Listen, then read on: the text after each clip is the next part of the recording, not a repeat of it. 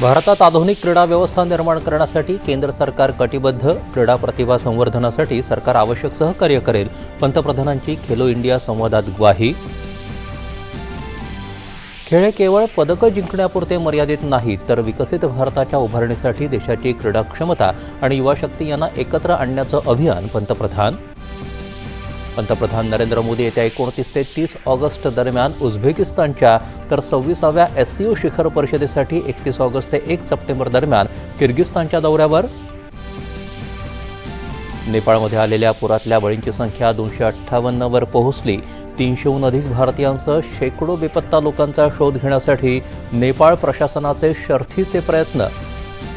नेपाळमधील पूरसंकटाच्या पार्श्वभूमीवर परराष्ट्र व्यवहार मंत्री S. जयशंकर यांनी घेतली उच्चस्तरीय बैठक. भारतीयांचा शोध घेण्याचे आणि त्यांची सुटका करण्यासाठी केंद्र सरकारचे प्रयत्न तीव्र. नेपाळमध्ये अडकलेल्या महाराष्ट्रातील पर्यटकांची माहिती संकलित करण्याच्या प्रशासनाला सूचना. आपत्ती व्यवस्थापन मंत्री गिरीश महाजन यांची माहिती. पंचायत समिती जिल्हा परिषदांमध्ये नामनिर्देशित सदस्यांच्या नियुक्तीचे नियम निश्चित. ग्रामविकास विभागाकडून याबाबतचा अध्यादेश जारी.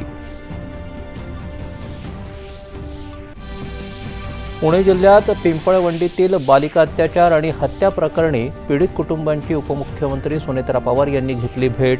आरोपीवर कठोर कारवाईची दिली ग्वाही. अमरावती जिल्हा महिला रुग्णालयातील नवजात बालकांच्या मृत्यूप्रकरणी राष्ट्रीय मानवाधिकार आयोगानं राज्याच्या मुख्य सचिवांना बजावली नोटीस. सविस्तर अहवाल 2 आठवड्यांच्या आत सादर करण्याची सूचना.